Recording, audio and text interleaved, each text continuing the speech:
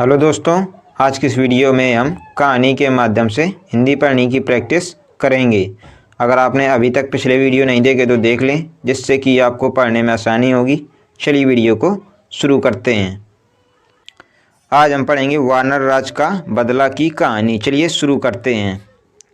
एक नगर में राजा चंद्र के पुत्रों को बंदरों से खेलने का शौक था। बंदरों का सरदार भी बड़ा चतुर था। वह सब बंदरों को नीतिशास्त्र पढ़ाया करता था। सब बंदर उसकी आज्ञा का पालन करते थे। राजपुत्र भी उन बंदरों के सरदार वानरराज को बहुत मानता था। उसी नगर के राजगृह में छोटे राजपुत्र के वाहन के लिए कई मेढ़े भी थे। उन में से एक मेढ़ा बहुत लोभी था। वह जब जी चाहे तब रसोई में घुस कर सब कुछ खा लेता था। रसोई में उसे लकड़ी से मारकर बाहर निकाल देते थे। वानरराज ने जब यह कलह देखा तो वह चिंतित हो गया। उसने सोचा, यह कलह किसी दिन सारे बंदर समाज का नाश हो जाएगा। कारण यह कि जिस दिन कोई नौकर इस मेढ़े को जलती लकड़ी से मारेगा, उसी दिन यह मेढ़ा घुड़साल में घुसकर आग लगा देगा। इससे कई घोड़े जल जाएंगे। जलन के घावों को भरने के लिए बंदरों की चर्बी की मांग पैदा होगी। तब हम सब मारे जाएंगे। इतनी दूर की बात सोचने के बाद उसने बंदरों को सलाह दी कि वे अभी से राजगृह का त्याग कर दें। किंतु उस समय बंदरों ने उसकी बात को नहीं सुना। राजगृह में उन्हें मीठे मीठे फल मिलते थे। उन्हें छोड़कर वे कैसे जाते। उन्होंने वानरराज से कहा कि बुढ़ापे के कारण तुम्हारी बुद्धि मंद पड़ गई है। हम राजपुत्र के प्रेम व्यवहार और अमृत समान मीठे फलों को छोड़कर जंगल में नहीं जाएंगे। वानरराज ने आँखों में आंसू भरकर कहा, मूर्खों, तुम इस लोभ का परिणाम नहीं जानते। यह सुख तुम्हें बहुत महंगा पड़ेगा। यह कहकर वानरराज स्वयं राजगृह छोड़कर वन में चला गया। उसके जाने के बाद एक दिन वही बात हो गई जिससे वानरराज ने वानरों को सावधान किया था। एक लोभी मेढ़ा जब रसोई में गया तो नौकर ने जलती लकड़ी उस पर फेंकी। मेढ़े के बाल जलने लगे। वहाँ से भागकर वह अश्वशाला में घुस गया। उसकी चिंगारियों से अश्वशाला भी जल गई। कुछ घोड़े आग से जलकर वहीं मर गए। कुछ रस्सी तोड़कर भाग गए। तब राजा ने पशु चिकित्सा से कुशल वैद्यों को बुलाया और उन्हें आग से जले घोड़ों की चिकित्सा करने के लिए कहा।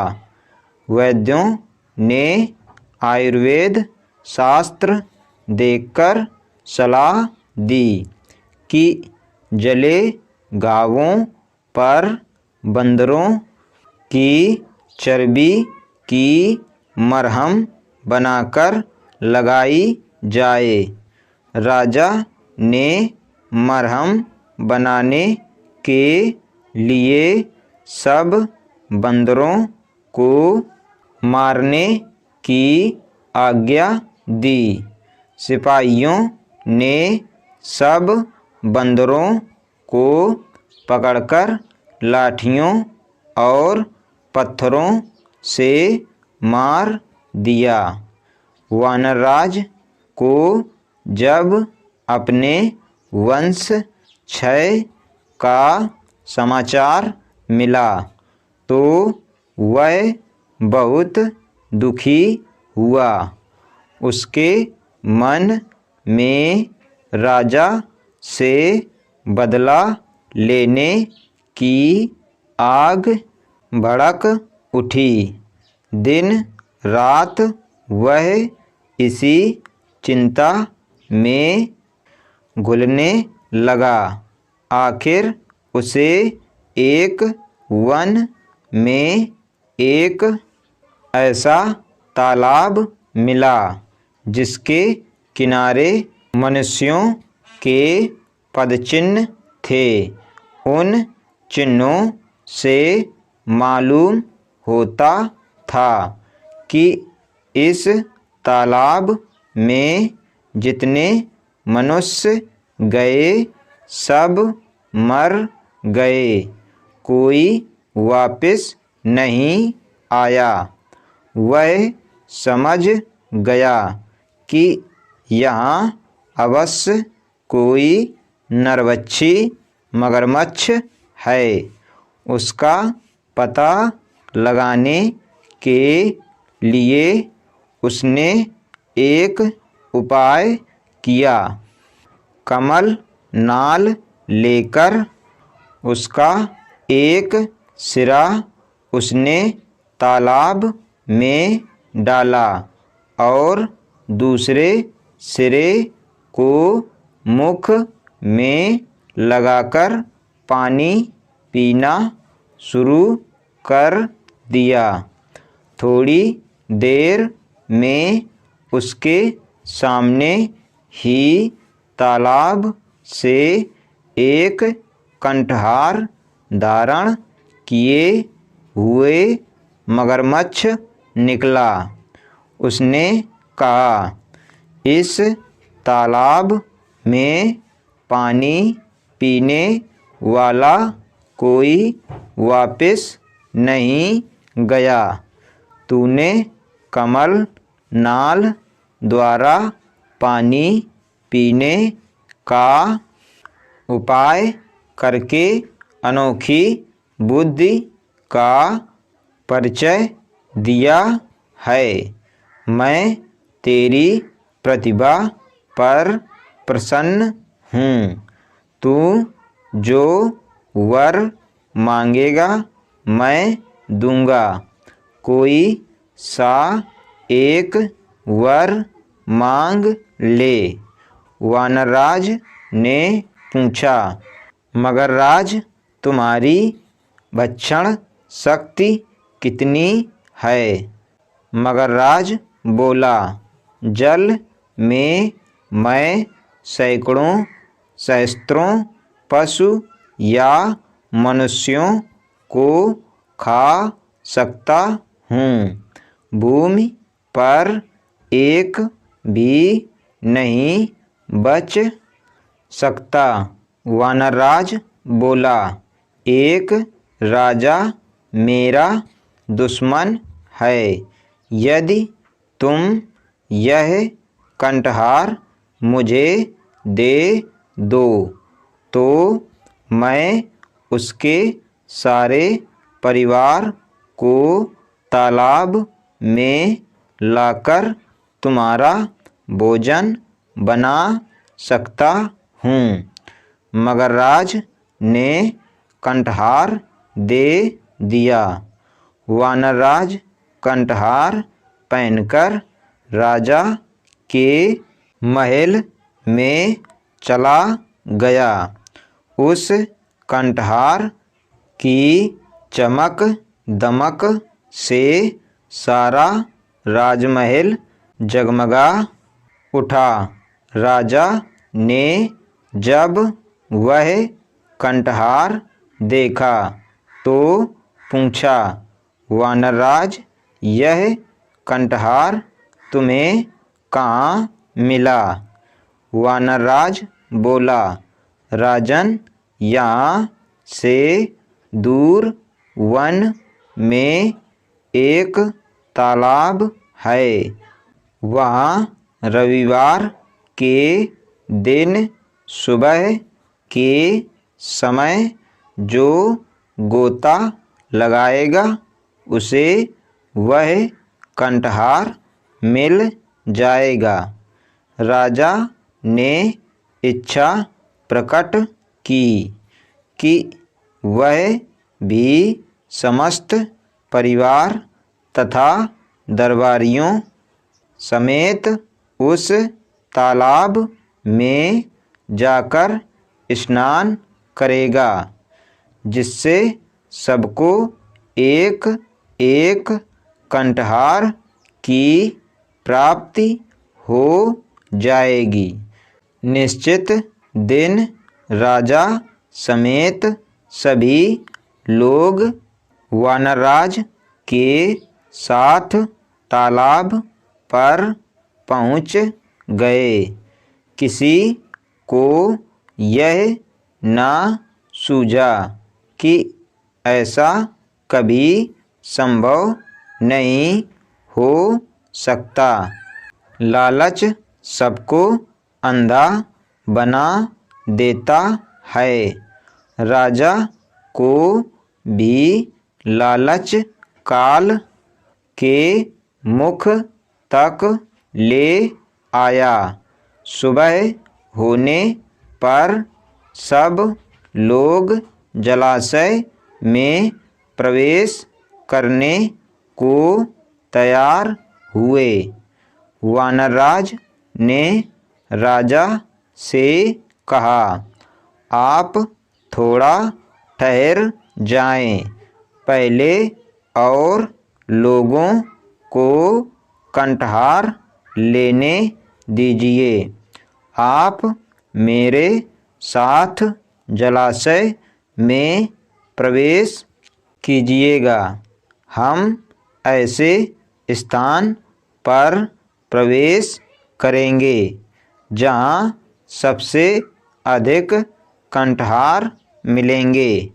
जितने लोग जलाशय में गए सब डूब गए, कोई ऊपर ना आया। उन्हें देरी होती देख राजा चिंतित होकर वानरराज की ओर देखा। वानरराज तुरंत वृक्ष की ऊंची शाखा पर चढ़कर बोला, महाराज, तुम्हारे सब बंधुओं को जलाशय में बैठे राक्षस ने खा लिया है। तुमने मेरे कुल का नाश किया था। मैंने तुम्हारा कुल नष्ट कर दिया। मुझे बदला लेना था, ले लिया। जाओ, राजमहल को वापस चले जाओ।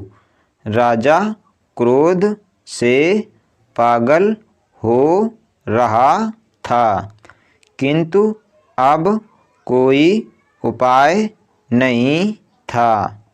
वानरराज ने सामान्य नीति का पालन किया था। हिंसा का उत्तर प्रतिहिंसा से और दुष्टता का उत्तर दुष्टता से देना ही व्यवहारिक नीति है। राजा के वापस जाने के बाद मगरराज तालाब से निकला।